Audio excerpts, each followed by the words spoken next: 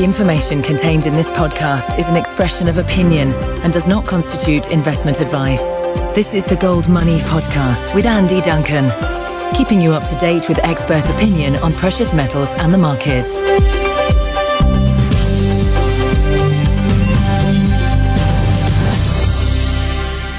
Today I'm speaking to Doug French, who's senior editor at Laissez Faire Books and a former president of the Mises Institute in the United States. Good morning, Doug. Good morning. I thought it would be interesting if we asked Doug, who has an almost unrivaled knowledge of Austrian school publications in the last few years, if we asked him to put together for us a short list of books to help the uninitiated become scholars in the Austrian school, particularly with regards to monetary matters. So Doug's given me a list of 10 books on money, which somebody might be able to read over a year or two in order to become kind of fully conversant with the Austrian school. So here we go with the list. Coming in at number 10, down from number 11, we have The Ethics of Money Production with Guido Huelsmann. Doug, why do you like this one? Well, this is a book I've used a lot in preparing a number of articles and talks over the last couple of years. And although there's plenty of history in here and the reader will understand the evolution of money and how the government has, degraded it, if you will, I think the most interesting part of Professor Huelsmann's book is a chapter on the cultural and spiritual legacy of fiat inflation. And what he describes very effectively is the morals of society, the savings habits of society. Everything goes down the tube with monetary inflation. And the practical man in the past with hard money would work, put away some gold every pay period or every month. Now we're stuck with having to become conversant in the stock market. We're watching financial news programs. We're having to figure out whether we should be in bonds or stock. Do we ride the boom? Do we wait it out? We never quite know. And it's the fiat money system that always stands in the way of wealth for the average person. Yeah, in Victorian times, people just used to have to save gold, didn't they? Their gold coinage. And then gradually, as the Industrial Revolution took hold, prices came down and down and down. So when people retired, they just took their gold out of savings and it was worth more at the time. So inflation has destroyed that, hasn't it? Exactly. I think what Professor Huelsmann does is describe this process very clearly. It's not necessarily the book I would start with, but I think it is a very, very interesting book for your listeners to pick up and peruse and certainly focus in on what Huelsmann's done that I can't think of another author who's really fleshed this out quite the way he has. Do you think they should start then with number 9, which is What Has Government Done to Our Money by Murray Rothbard? Well, yeah, Murray's book, this is a short book. I think it's just over 100 pages, more or less. But Murray Rothbard, Murray is very close to my heart because I was a student of Murray's at University of Nevada at Las Vegas. I took my master's under him. We became good friends. He was just a wonderful guy. But this is really there's a couple of books in here I would start with, but this is certainly one of them. What has government done to our money? Because he takes you from essentially barter through the fiat money systems that government has taken over. He covers lots and lots of ground with this book, but like it is very short. And if your listeners have not read Murray Rothbard, they are going to be thrilled that an economist can write this well. His prose is very punchy. He's got a great sense of humor, and he's just like the man that he was. What you read is the way he was, and this is a wonderful, wonderful book to get started with. Is it true he called you his efficient banker? Yeah, he did call me the efficient banker. Of course, when he said that, I was working on my thesis under him, and I had a lot of course, I had to work during the day, and I had to write the thesis. And part of the thesis process is taking it around to your various committee members, getting them to sign off on stages of it. And I guess I was fairly adept at, dotting I's and crossing T's and getting these things done. So I think that's why he hung that moniker on me. Okay, I think that brings us to my favourite book from your list of 10, and that's coming in at number 8. We have The Mystery of Banking, again by Mr. Murray Rothbard. Well, this book is very, very near and dear to my heart. In fact, this book was out of print. I bought 2 copies through search sites for rare books, and I think I paid upwards of $400 for one of the copies, and pretty close to that to the other copy. Then the opportunity arose back when I was able to help the Mises Institute republish this book. The Institute did that a few years ago. This is a book that was so hard to get that when I heard about it, I found a copy in the UNLV library, and I stood over the copy machine for an entire Saturday morning, feeding dimes into this copy machine to make a copy of it.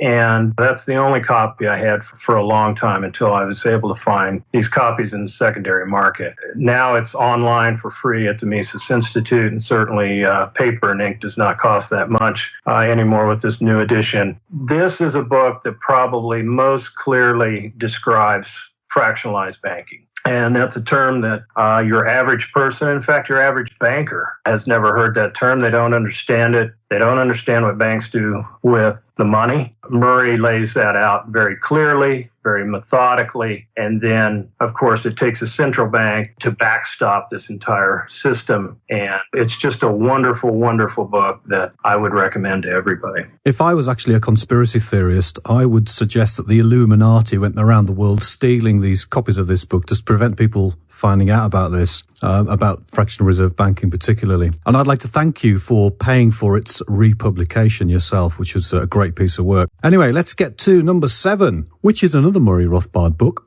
The History of Money and Banking in the United States. Now, why is this useful to people, even those who live outside the United States? Well, I think that, and again, as the name implies, this is a history book. So you're not going to get the technical aspects of money and banking. And that is, I guess this goes from colonial times, I think, to World War II. But what is going to be interesting for the reader, no matter where they are, is the political aspects of how bankers collude with government for their favors, if you will. And I think that was very apparent as you read through the first central banks that were created in the United States. And those failed. Andrew Jackson did away with one of them. And then what Murray lays out is how the Federal Reserve was really created. It is really more of a political history than anything else, but I think that people should read and understand. The other part of this book that I think is important is that the 1870s in the United States is described by many economists and many historians as this terrible, terrible period for the economy in the United States. And what Murray goes back and does is really show that it was actually a very prosperous period in terms of economic growth. Yes, there wasn't inflation. You had a gold standard. The booms of 1873 were being liquidated, but it set the stage for this wonderful regeneration of the economy that, again, is described by many historians as this very dark period in the United States, and it was anything but. This is really Murray as the historian, and I think people will really enjoy it. The Keynesians did the same after World War II, didn't they? When all the troops came home in 1945, there was actually a boom in the United States. But if you use Keynesian figures like GDP figures and all these other things, which were boosted during the Second World War, it seems to be a dark period. And yet people can actually remember that period actually being a boom time. So they did the same thing for that Victorian period, and yet it was more of a good time than it was a bad time. Okay, number 6. Now, this is an interesting one because it's early speculative bubbles and increases in the supply of money. It's by a certain Mr. Douglas French. Now, why has this one appeared in our list? Well, the listener's going to think that I'm carrying my own water, and I'm going to apologize for the train going by right now.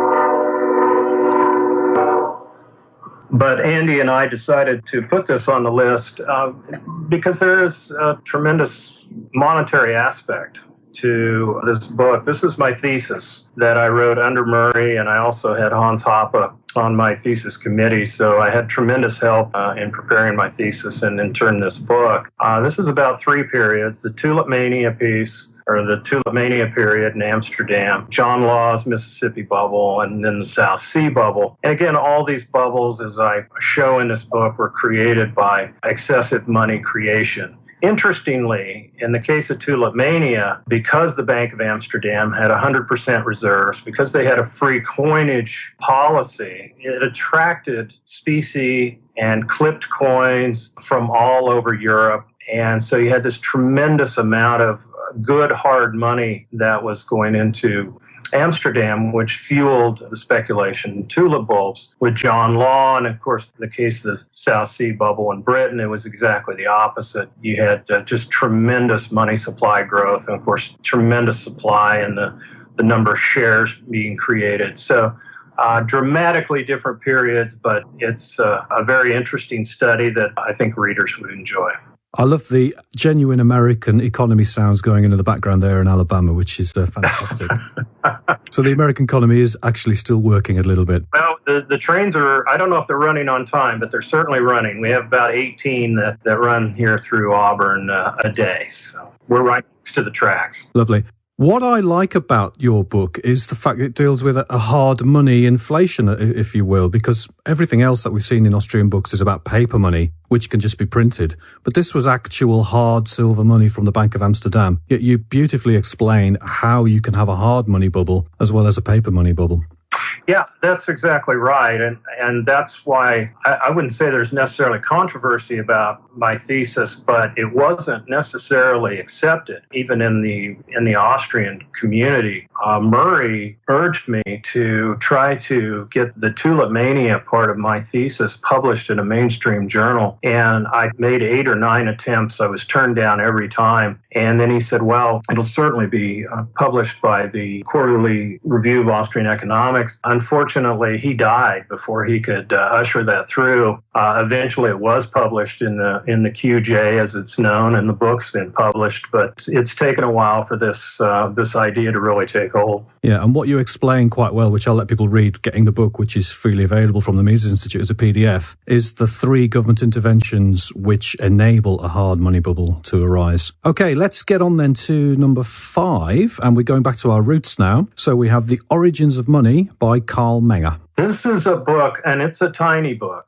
So I think for people just getting started, I think this is an interesting book to pick up. And Carl Menger is really the father of Austrian economics. I think you hear the name Ludwig von Mises often, and Murray Rothbard and F.A. Hayek, but it really all began with Carl Menger, and he really started the entire Austrian thought. And this book really tells you where money came from. Money did not come from government edict. It comes from the market. So Menger uses his subjective value theory to, again, methodically take us through the process of how marketable goods emerge in a marketplace to become money. Again, very, very short book, very easy book to read, and something that people should pick up who are just getting started. Von Mises then took those ideas to create number 4 on our list, which is Human Action. Now, this is a monstrous, huge book, which nearly devoured me when I first read it. I had to read it a couple of times. Can you tell us why it's good for money as well as why it's good for everything else? There's a lot in it about money. And again, as you say, it's a monstrous book. I'm not sure anybody listening to this who has no familiarity here. Please don't try Human Action at home.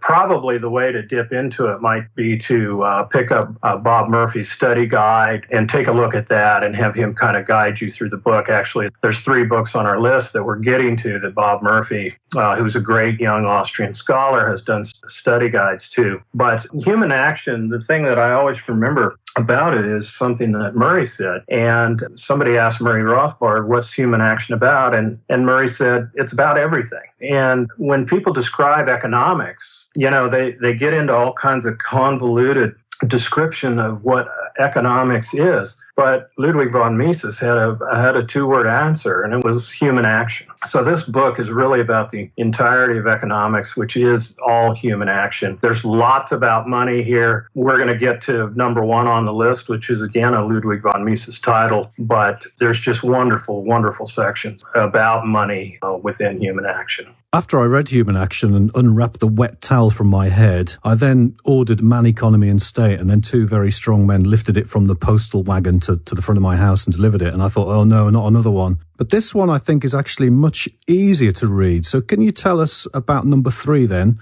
Man, Economy and State, again by Murray Rothbard? Man, Economy and State was Murray's attempt to really take human action and boil it down for the average person. And he wrote this when he was a relatively young man. I think he was in his mid to late 20s, which is just unbelievable when you read book. And the current Mises Institute version of Man, Economy, and State also has the third volume, which wasn't originally published that way. So that is definitely the issue to get. And again, this is a book that is much more than about money. I mean, there's plenty about money in here. There's plenty about the evolution of money and where money has gone. There's plenty about banking in here, but there's just so much more. Murray Rothbard was not only an amazing thinker, but as I said before, he's an amazing writer. And so this is a big book, as you just described, but again, a very, very easy read. And if somebody wanted to pick up a big book and dive into it and isn't necessarily familiar with the literature,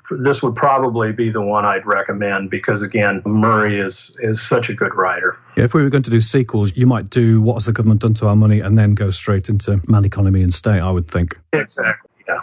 Was Power and Market the third part of the new edition? Power and Market is probably the book that I used most often back when I was in Nevada and writing for a policy institute there. Power and Market talks about the effects of taxes and government intervention so effectively that you can virtually, for anyone who's in the policy area, not that Murray was a policy wonk, but he can so effectively explain the effects of government intervention that any time that your local government is proposing a new tax, you can pull open the Power and Market section of Man, Economy, and State, and you will get Murray's take on what the effect of that tax is going to be or what the effect of that intervention is going to be. Again, just great work by Murray, and that's my favorite part of Man, Economy, and State. Yeah, it's a superb book and very well written. It just flows through, whereas Human Action is much harder work. Okay, coming on to number 2 then. Now, I think this is a sequel to Mystery of Banking. This is Money, Bank Credit and Economic Cycles by Jesus Huerta de Soto. Can you tell us about this book? This is a monster of a book,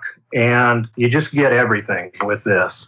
It's got history. It's got just an amazing integration of Austrian theory and the business cycle and money. There's an extraordinary section of the book that I've used that describes the attempt to legally justify fractional reserve banking. Because when your listeners understand what fractional reserve banking is, which is essentially a bank is entrusted with your deposit, but they don't keep it around. They turn around and lend it out to someone else. And through this, money is created. And their hope, of course, they hope and they pray that not everybody shows up for their money right away because it's all gone somewhere else. So you might immediately say, well, this is fraud. And what Huerta de Soto does so effectively is has this wonderful history of how politicians and judges and bankers get together to collude to legally justify fractional reserve banking. It's much more than that. I'm just pointing to a small section of the book. This is a book that you really just curl up and wrap yourself around and spend a lot of time with. He's a brilliant, brilliant scholar,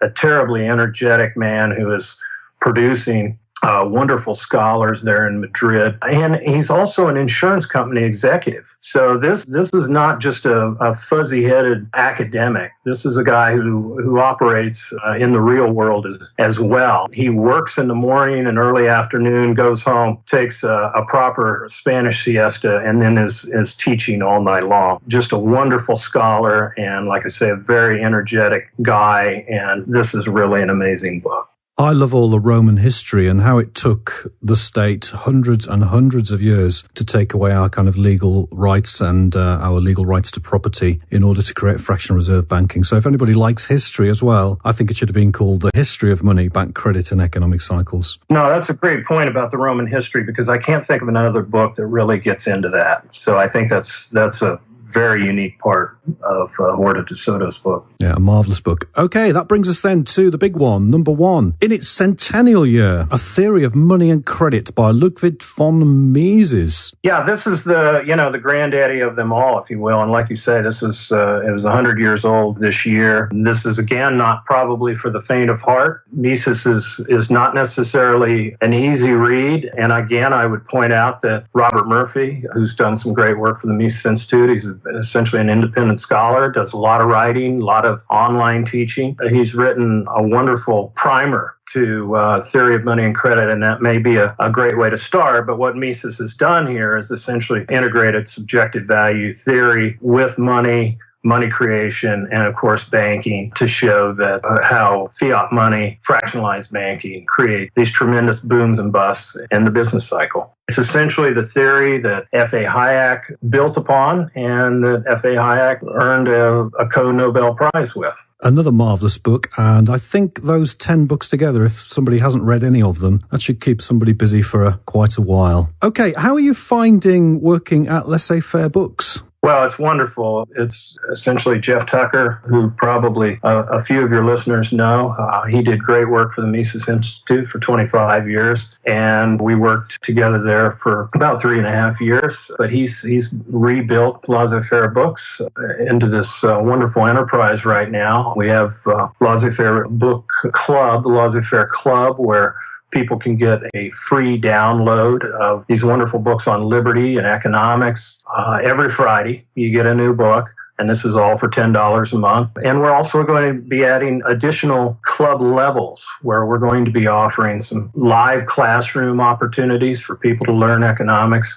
I mentioned Bob Murphy earlier. He'll be teaching for us. We're going to have some great instructors that are going to be a part of our next level of membership. So it's growing quite nicely. It's great to make a living with this great literature. We produce, an article every day about essentially current events and our take on it. And so we're part of the Agora financial family. A lot of your listeners are going to know Agora. They've been in the financial newsletter business for a long time. Bill Bonner is a pioneer in that area, and he's an amazing writer in his own right. Edison Wiggin has written some wonderful books on monetary economics himself. So it's great to be a part of the Agora family, and it's great to have Laissez Faire Books and Laissez Faire Club off the ground nicely. You're actually bringing out a couple of books at the moment on money, aren't you? There's one, Good Money, and then Ron Paul's Case for Gold. Good Money this is a book written by George Selgin